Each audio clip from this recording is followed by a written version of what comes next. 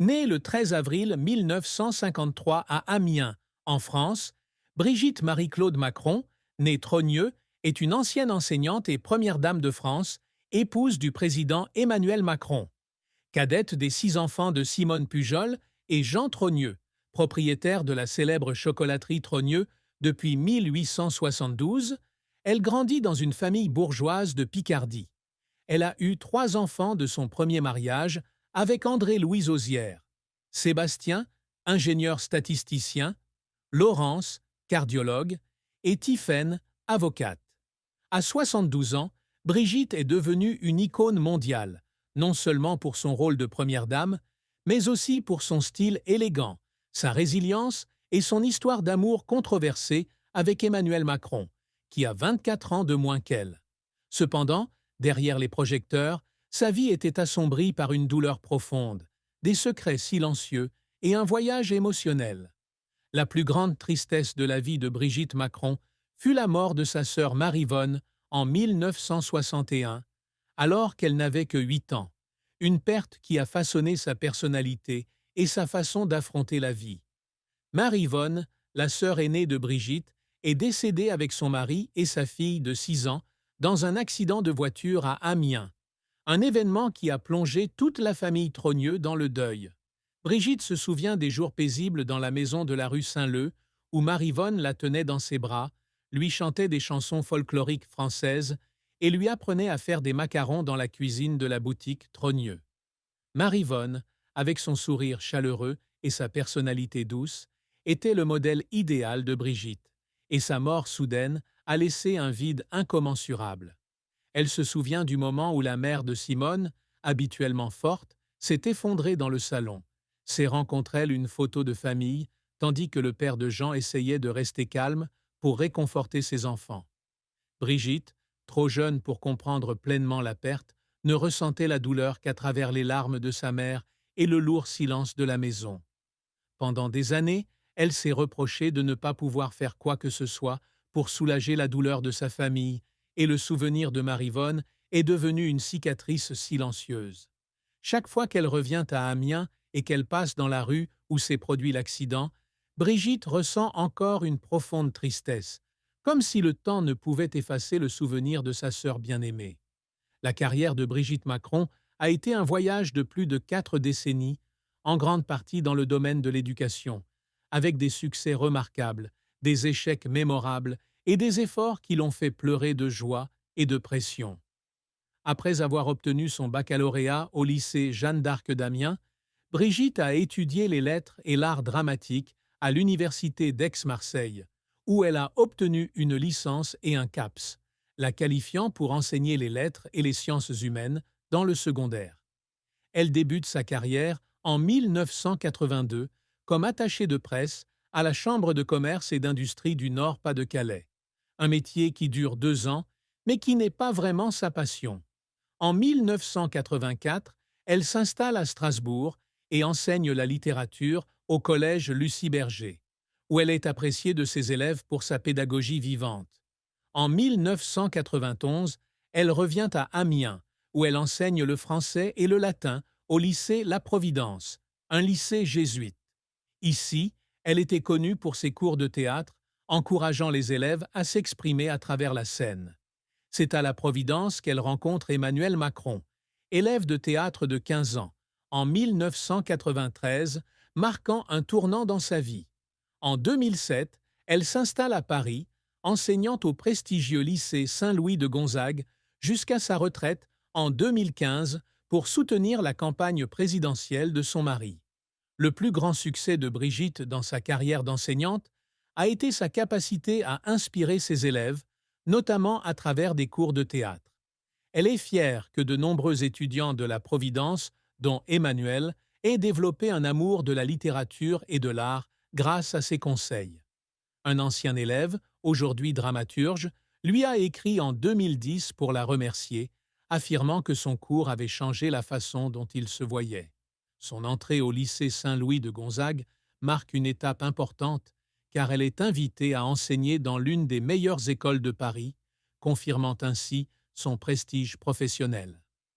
Après être devenue première dame en 2017, elle a continué son rôle fructueux de conseillère auprès d'Emmanuel, l'aidant à perfectionner ses compétences oratoires et à construire son image publique.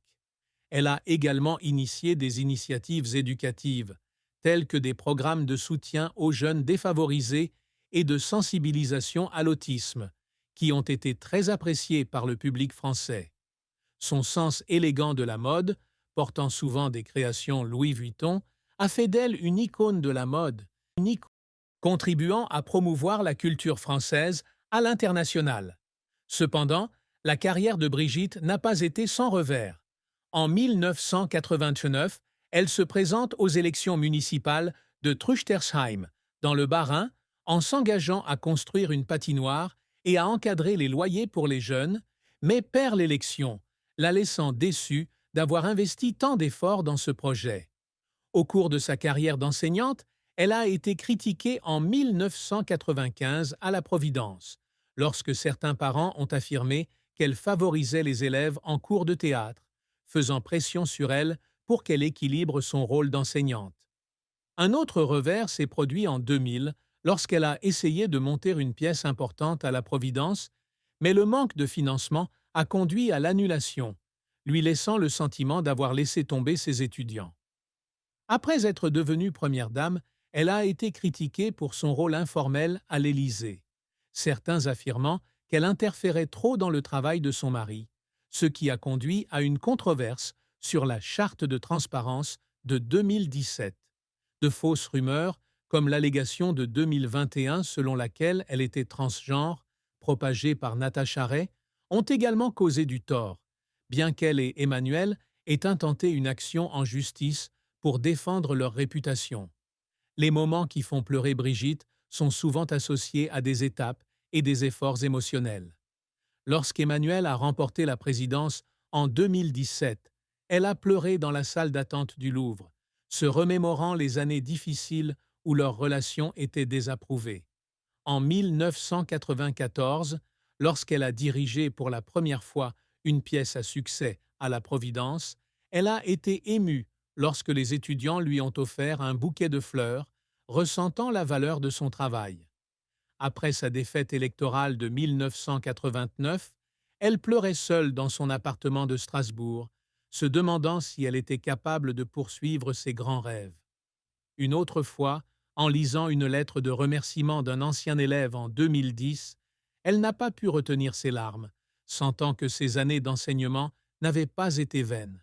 Ses efforts pour surmonter les préjugés sur sa relation avec Emmanuel, notamment lorsqu'elle a dû faire face aux critiques de sa famille et de la communauté amiénoise, l'ont également amenée à pleurer à plusieurs reprises. Mais elle a toujours été résiliente, considérant cela comme le prix de l'amour. Sa persévérance à concilier carrière, famille et rôle public témoigne d'une femme qui n'a jamais cessé de se battre, malgré son cœur blessé. La vie de Brigitte Macron connaît une triste fin en 2025, lorsqu'elle se retire subitement de toute activité publique après une grave crise sanitaire. Lors d'un événement caritatif à Paris en mars 2025, elle s'effondre sur scène à cause d'un léger accident vasculaire cérébral, choquant le public français et international. Elle a été transportée à l'hôpital de la Pitié-Salpêtrière, où les médecins lui ont diagnostiqué une arythmie cardiaque, causée en partie par le stress lié à son rôle de première dame et à des années de controverses. Bien qu'elle se soit remise de l'opération, les médecins lui ont conseillé de se reposer complètement et d'éviter toute activité publique. Sa décision de se retirer des projecteurs, après près d'une décennie sous les feux de la rampe, a été un choc pour ceux qui l'aimaient. Elle n'a envoyé qu'un court message via l'Élysée, remerciant le public pour son soutien et exprimant son souhait de se concentrer sur sa famille. Emmanuel, dans un rare discours, a reconnu que son absence était une grande perte pour lui et pour le pays. Brigitte est retournée dans une maison tranquille en Normandie, où elle a passé du temps avec ses petits-enfants et a écrit ses mémoires, mais sa santé déclinante l'a empêchée de participer à ses activités préférées, comme visiter des musées ou organiser des événements caritatifs.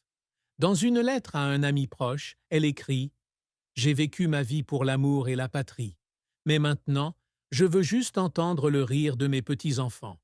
Cette déclaration, pleine de regrets, marque une triste fin pour une femme qui était autrefois un symbole de résilience et d'élégance. L'amour et le mariage de Brigitte Macron sont une histoire émouvante, à la fois romantique et difficile, apportant une joie mêlée à une profonde tristesse. Elle a épousé en premières noces André-Louis Osière, employé de banque, en 1974, alors qu'elle n'avait que 21 ans. Ils eurent 3 enfants, Sébastien, Laurence et Tiphaine, et s'installèrent à Amiens. Le mariage a duré plus de 2 décennies, mais a progressivement perdu son lien, surtout lorsque Brigitte a commencé à ressentir un vide dans sa vie personnelle. En 1993, elle rencontre Emmanuel Macron, élève de 15 ans en classe de théâtre à la Providence. Au début, elle ne voyait en cet élève talentueux que son protégé. Mais l'intelligence et la passion d'Emmanuel l'ont conquise. La relation,